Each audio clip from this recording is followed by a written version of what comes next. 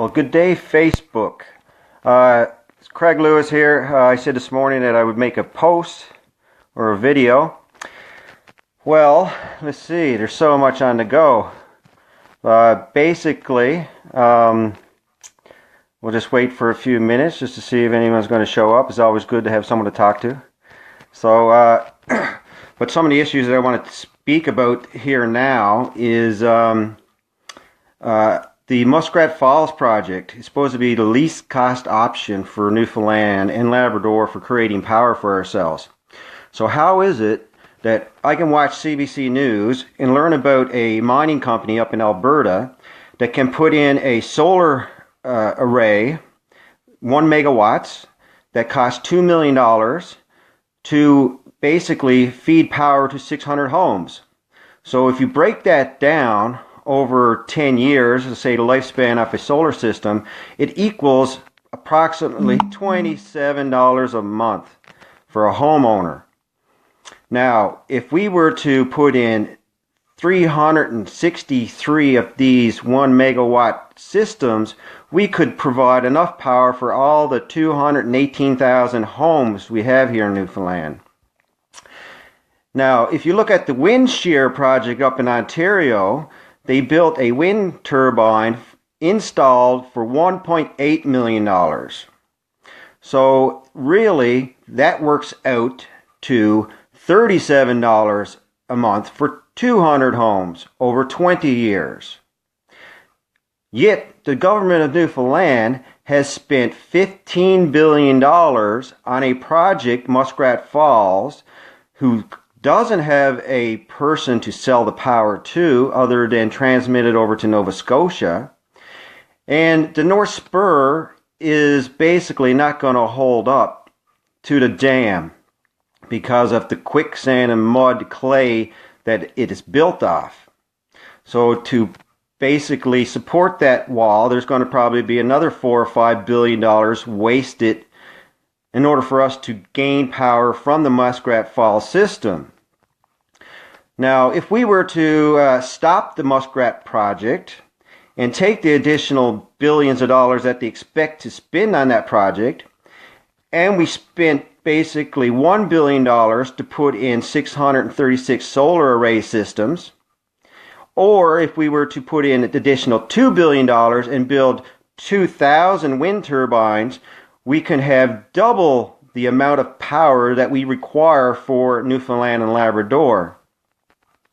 Now, out of the 57 isolated communities, I believe it is, in Newfoundland and Labrador that has diesel generators spending millions of barrels of fuel to run these things, we could take that money and put in solar and wind tower systems and convert the money that goes into carbon dioxide and killing our planet. We could save it. But what's happening in Newfoundland and Labrador, we have a few families, elitist families, that control everything, the monopoly off the power systems. We had a Newfound Energies, Jerry Skinner, who had a plan in place to install wind towers in Newfoundland, but he was basically told not to be at this project because it would interfere with the muskrat going ahead. We had Biotic Energy. They were basically kicked out of the province of Newfoundland and Labrador and went to New Brunswick or Nova Scotia to start setting up. And now here they are with $1 billion ready to put forward a wind turbine project in the Gulf of St. Lawrence. But yet it's being held up again by Nalcor and the power monopoly mafia, really, that we have here in Newfoundland. So we really need to take our government and kick them all out. So in the 2019, there's going to be an election. I figure that if I start up the Independent Party, which what is required in the Westminster system, in order for an independent politician to speak in the House of Assemblies during question period, they have to belong to a party. For example, Paul Lane, who is now an independent, cannot ask or talk during question period because he's not in a party. So the reason for starting up an independent party is to allow any and all independents to be able to join under it so that they have a voice and can perform their duties as an MHA in the House of Assemblies for the citizens of the province of Newfoundland and Labrador. So we need 1,000 votes or 1,000 signatures, and we will get them. We need 40 independents to run in the 40 districts, and we'll get them too.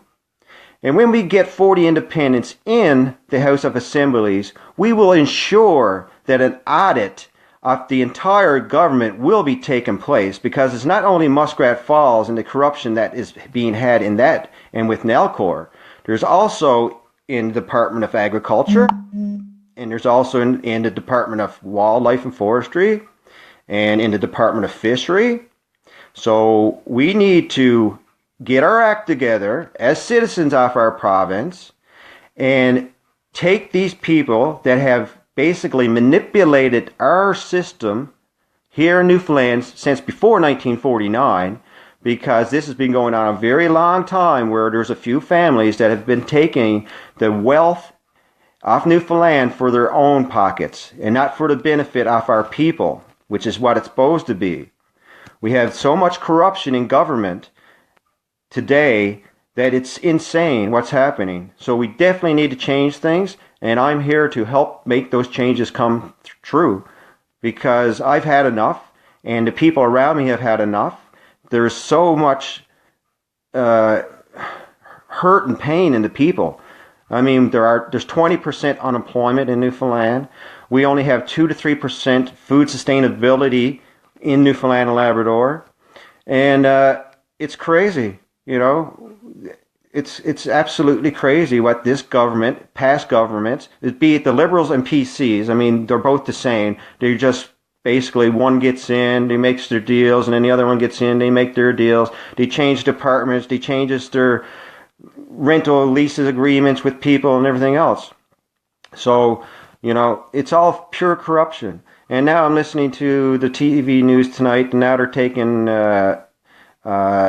Research Newfoundland and Labrador, RDC, and changing it to Innovate Newfoundland. So they're going to spend, you know, millions of dollars just to get logos, designs, and names, and websites, and all this stuff set up. You know, changing departments. Total waste of money, because I know how these people are. I've been trying for years to get in and try to get support for the businesses and things that I tried to start up. You know, the Jenna Center telling me that I'm too advanced for them to step in there. And we were just a company starting up. They just didn't want us in there because they're catering to their elitist families, friends, and partners. And, you know, this is what Newfoundland is all about. They basically serve their own. They don't serve the people who they're supposed to be serving. They're serving their own. So I don't need to be making this stuff up. Everybody sees it. Everybody knows it. You know, when one ex-premier gets land for $400 an acre, and there's lots of questions around that too. How did the Department of Housing get land above the 190-meter contour line in St. John's that could not be developed on in the first place? Why would they have it in their possession? How and who changed it from the Department of Crown Lands into the Department of Housing? You know, and who authorized it to be sold for $400 an acre? These are the types of things that need to be asked and sorted out, because there's that much greed and corruption going on, and it keeps going on until we're going to change it. So, I mean, it's crazy. But, yeah, the Ray says, yes, a few families are running this province, Newfoundland, injured workers, Workplace NL, expose these people. Yes, when it comes to Workplace NL or workers' comp, never sign a document if you have an accident on a work site. It just removes your rights from suing the corporation. Now, there's some companies out there that'll say, well, sir, you have to sign this before you can leave our facility. Well, you say, bullshit. I'll call my lawyer now or the cops and have them come pick me up or take me in the ambulance. I mean, it's all about corruption. Workplace NL is just basically protect the corporations and not the people that work for the corporations. There's enough people that I spoke to about it and see exactly how Workplace NL works. Right, another greed and corruption in that facility. And I mean, I contacted Auditor General to see about getting an inquiry done into agricultural division. Here they are, they're consolidating land, buying land back off farmers, and then they're putting this land back up for agricultural lease at $4 a hectare. And it's basically going back to the same farmers. So this needs to be an investigation for greed and corruption, if this is what's happening. This is what I picked up when I read the documents. So I have a good intuition about things. And